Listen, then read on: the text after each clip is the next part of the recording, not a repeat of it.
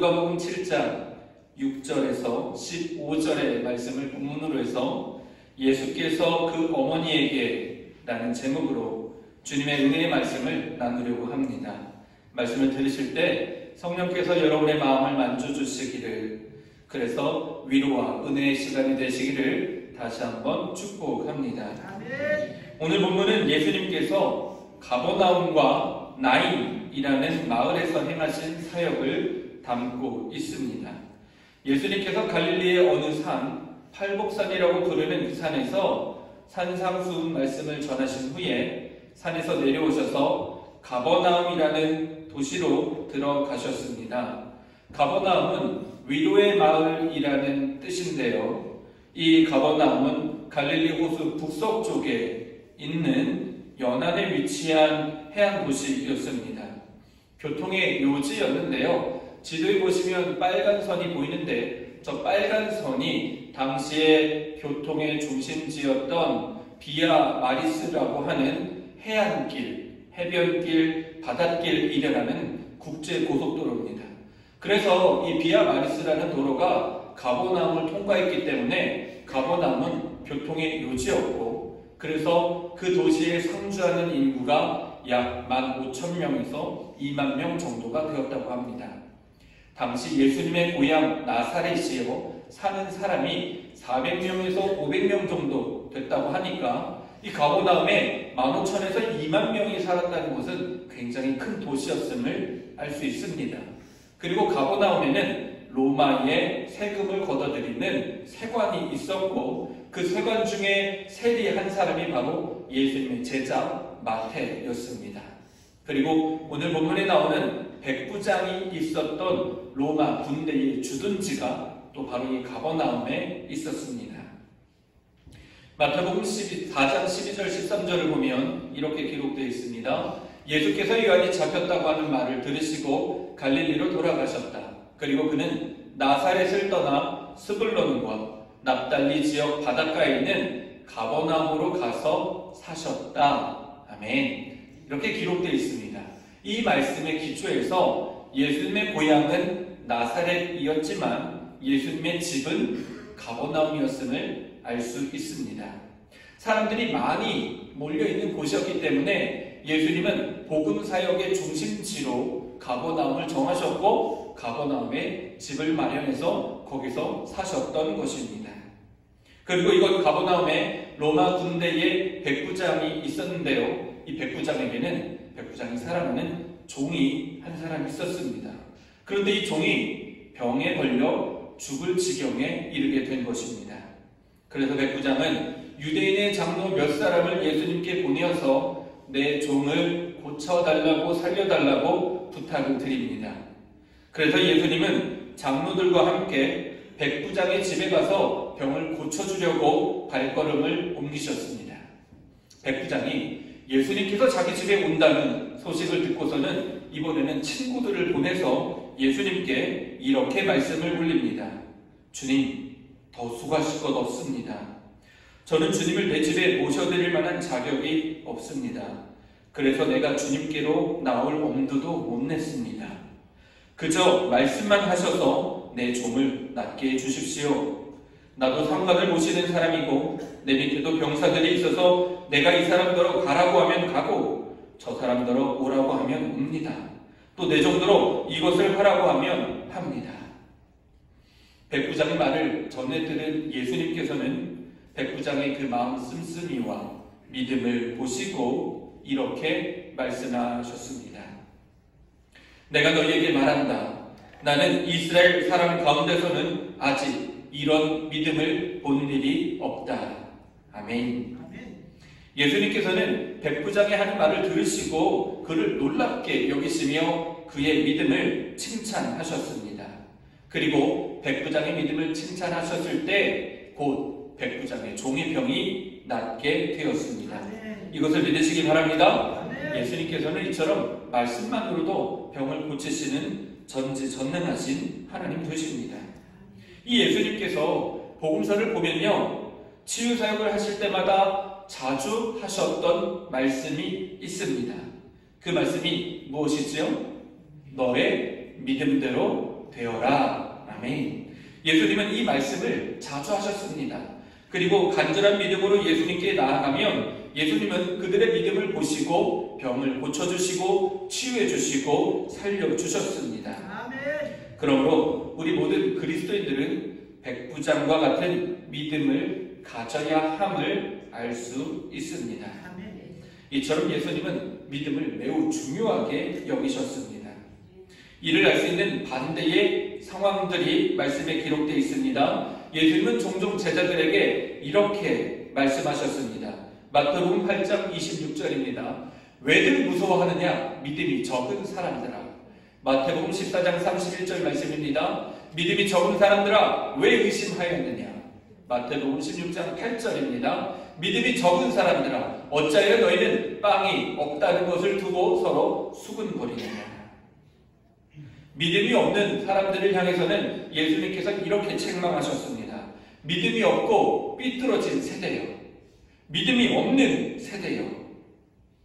그러니까 예수님께서는요, 제자들이나 사람들이 하나님을 믿으니 또 나를 믿으라고 가르쳐 주셨고, 사람들이 믿음이 있는지 없는지 매우 중요하게 여기셨다는 것입니다. 그래서 오늘 본문 백부장의 믿음에 관한 말씀을 읽는 성도들은 예수님의 말씀대로 백부장의 믿음을 높이 평가하게 됩니다. 또 예수님을 당시에 따랐던 제자들이나 많은 사람들도 백부장의 믿음을 대단하게 여기며 그들의 믿음을 또 비교해 보았을 것입니다. 대단한 믿음을 가지고 있는 백부장이 예수님께 칭찬을 받고 또 그 믿음으로 말미암아 자기가 사랑하는 사람이 병이 낫기까지 했으니 얼마나 부러웠겠습니까? 그리고 마음속으로 이렇게 생각했을 수도 있습니다. 나는 백부장 같은 믿음이 없는데 어떻게 하면 저런 믿음을 가질 수 있을까? 나도 예수님께 칭찬받고 싶고 나도 저런 믿음으로 병고침을 받고 싶은데 왜 나는 이런 믿음이 없지? 라는 생각을 아마 했을 것입니다. 여러분은 어떠십니까? 여러분도 백부장의 믿음이 부러우시지요? 저도 부럽습니다. 저도 이 말씀을 읽을 때마다 백부장의 믿음이 정말 대단하다고 느껴지고 백부장의 믿음을 갖고 싶다라는 생각과 함께 하나님 저도 백부장의 믿음을 주십시오라고 기도했던 적이 정말 많이 있습니다. 아마 적지 않은 성도님들이 이 말씀을 읽고 들으면서 또 백부장의 믿음을 구해야 한다는 설교 말씀도 아마 수십 번 들으셨을 것입니다. 그리고 백부장과 같은 믿음을 달라고 지금도 기도하고 계실 것입니다. 여러분의 믿음은 어떤 믿음이십니까?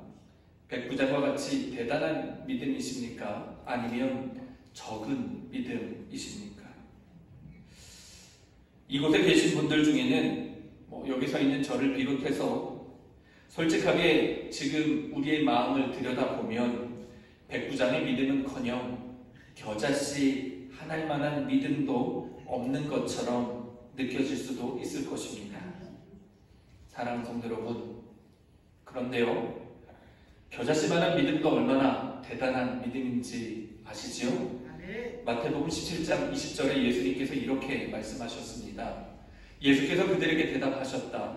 내가 진정으로 너희에게 말한다. 너희에게 겨자씨 한 알만한 믿음이라도 있으면 이 산더러 여기에서 저기로 옮겨가라 하면 그대로 될 것이요 너희가 못할 일이 없을 것이다.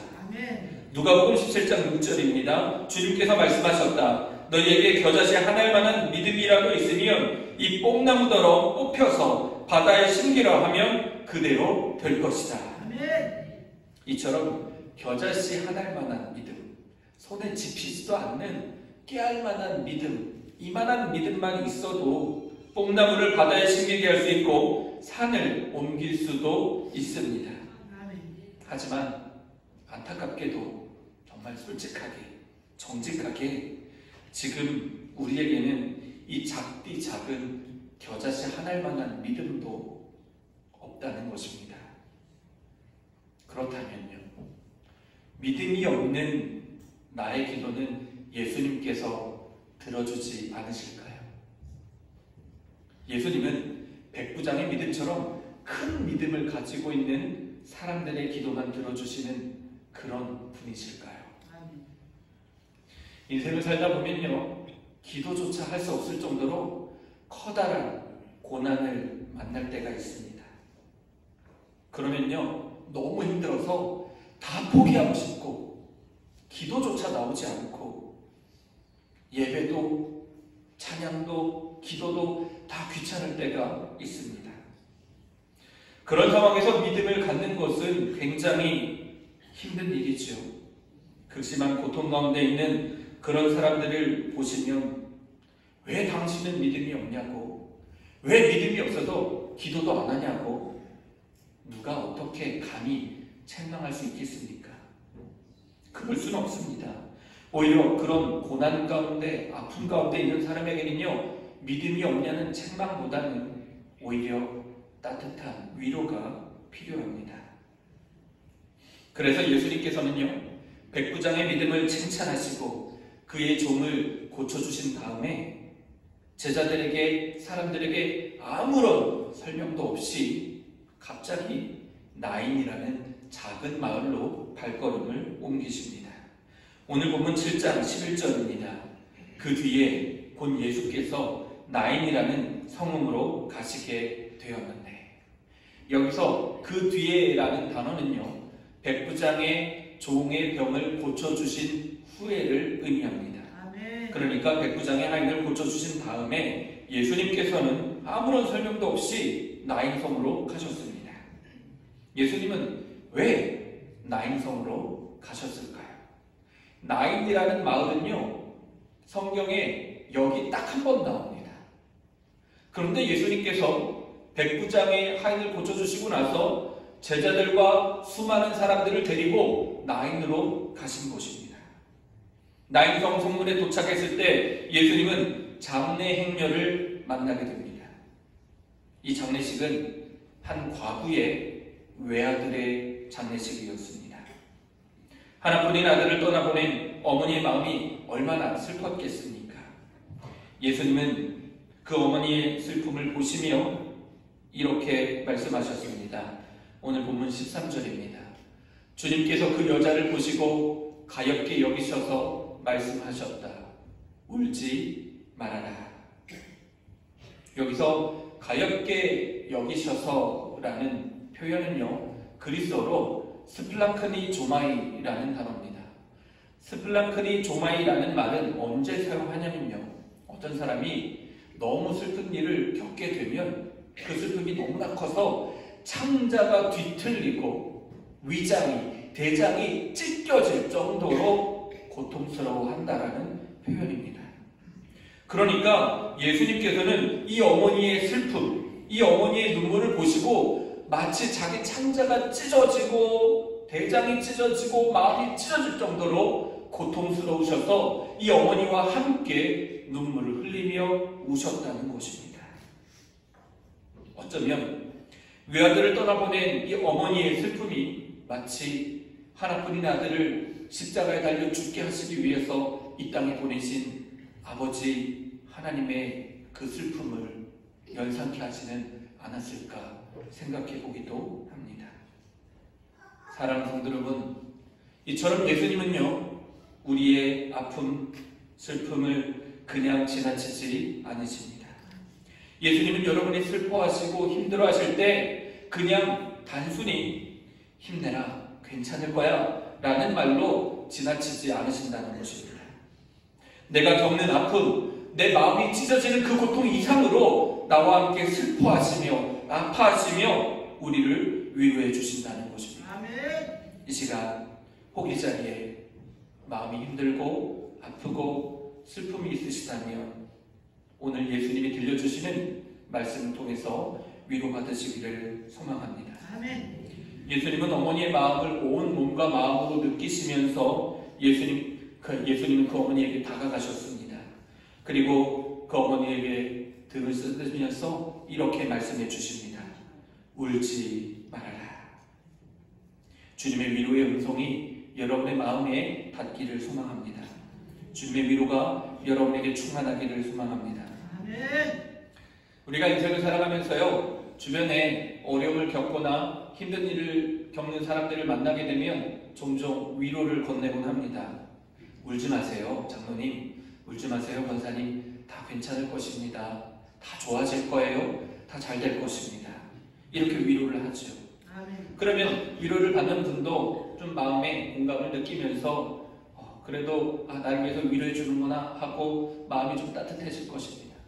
그런데요, 엄밀하게 좀 객관적으로 말씀을 드리면요, 우리가 위로한다 한들 그 슬픔을 겪고 계신 분의 그 처지와 상황은 조금도 달라지지 않는다는 것입니다. 위로는 위로일 뿐 상황을 변하게 하지는 못합니다. 반대로요, 여러분이 힘든 일을 겪고 있을 때, 여러분이 고난 가운데 있을 때 누군가가 와서 위로해 줍니다. 목사님이나 장로님이나 옆에 있는 성도님들이 와서 위로해 주겠죠. 권사님, 집사님, 잘 될 거예요. 제가 기도해 드릴게요. 그러면 우리는 위로를 받습니다. 하지만 그 위로가 우리의 처지나 우리의 상황을 바꿔주지는 못한다는 것입니다. 그 형편, 그 상황은 여전히 그대로입니다. 하지만 우리 예수님의 위로는 차원이 다른, 전혀 차원이 다른 놀라운 위로임을 믿으시기 바랍니다. 예수님께서 아들을 잃은 어머니에게 울지 말아라 라고 말씀하셨으면요, 정말 그냥 위로로 끝나는 것이 아니라 그 어머니가 울지 않게 해주시겠다는 뜻이라는 것입니다. 지난 부활주일에도 말씀드렸지만 태초에 하나님께서 천지를 창조하셨을 때 어떻게 창조하셨습니까? 아무것도 없는 어둠 가운데 빛이 있으라 선포하시니 빛이 생겼습니다. 아멘. 할렐루야. 아멘. 바로 우리 예수님이 성부 하나님과 함께 천지를 창조하신 성자 하나님이시요 창조주 예수님 되신다는 것입니다. 아멘. 그 예수님께서 어머니에게 울지 말아라 라고 말씀하고 계신 것입니다. 예수님은 어머니에게 울지 말라고 말씀하신 후에 죽은 아들이 누워있는 관으로 다가가셨습니다. 그리고 그 관에 손을 얹으시고 이렇게 말씀하셨습니다. 락 아말 아나, 락 아문 아나, 아누카 쿰. 혹시 달리다움이라는 말을 들어보셨죠? 회당장 야이로의 딸이 죽었을 때 예수님이 가셔서 달리다움 하였더니 소녀가 일어났습니다. 이때 달리다라는 말은요, 소녀야라는 말이고요, 쿰이라는 말은 일어나라 라는 뜻입니다. 그러니 예수님께서 죽은 아들이 누워있는 관에 가서 손을 대고 야누카 쿰이라고 하자 그 청년이 일어나는 것입니다. 야누카는 청년아라는 뜻이고 쿰이라는 말은 일어나라 라는 뜻입니다. 예수님께서 야누카 쿰이라고 말씀하셨을 때, 태초에 천지를 창조하실 때 빛이 있으라 하고 선포하셨던 그 예수님께서 창조의 능력으로 생명의 주관자 되시는 예수님께서 죽은 아들에게 야누카 쿰이라고 선포하셨을 때 죽은 아들이 일어났음을 믿으시기 바랍니다. 그리고 예수님께서는 그 어머니에게 그 아들을 건네주셨습니다. 이것이 예수님의 위로입니다. 사랑하는 성도 여러분, 그 아들을 건네받은 어머니의 마음이 어땠겠습니까? 예수님이 오셔서 울지 말아라 라고 말씀하실 때까지만 해도 이 여인은 아마 대성통곡을 했을 것입니다.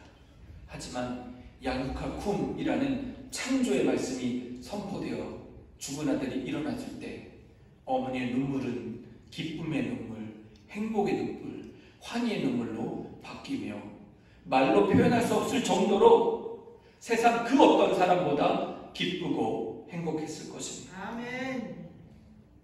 예수님의 위로는 이처럼 정말 말뿐인 위로가 아니라 눈물의 근원을 온전하게 해결해 주시는 놀라운 기적의 위로임을 믿으시기 바랍니다. 아멘. 그래서 예수님께서 나인성까지 가신 이유는요, 바로 이 어머니를 만나 주시고 이 어머니의 슬픔을 치유해 주시기 위함이었습니다. 주목할 부분이 있습니다. 오늘 성경 본문 말씀을 보면요, 앞에 백부장의 하인에 관한 이야기에서는 믿음이라는 단어가 나오는데요. 나인성 이야기에서는요, 어디에도 믿음이라는 단어가 나오지 않는다는 것입니다. 무엇보다 이 여인에게는요, 가버나움 백부장의 믿음이 없었다는 것입니다. 심지어 겨자씨 한 알만한 믿음도 이 어머니에게는 찾아볼 수 없었다는 것입니다. 성경 어디에도 이 어머니는 자기 아들을 살리기 위해 예수님을 찾았다는 구절이 없습니다. 지난주에 말씀드렸던 시로페니키아 출신의 병든 딸을 둔 어머니를 기억하시죠? 예수님은 이 어머니의 믿음을 칭찬하셨습니다. 그리고 그 어머니의 간절한 믿음을 보시고 딸을 고쳐주셨습니다. 하지만 이 나인성의 어머니 이야기에는요, 어디에도 믿음에 관한 언급도 없고, 이 장례 행렬에 찾아온 예수님을 이 어머니는 알아보지도 못했고, 자기 아들을 살려달라고 간구하는 장면도 없습니다. 그저 이 어머니는 울고 있었을 뿐입니다. 심지어 예수님께 나아가서 이 어머니를 대신해서 이 어머니의 아들 좀 살려달라고 부탁하는 장례 행렬의 조문객은 단 한 사람도 없었습니다. 그 누구도 믿음을 갖고 있지 않았다는 것입니다. 그런데 예수님께서는요, 오히려 그 어머니와 함께 아파하시며 이 어머니에게 울지 말라고 위로하시며 이 어머니를 위로해 주시고 더 이상 울지 않게 아들을 살려주셨습니다. 할렐루야. 이게 바로 예수님의 위로입니다.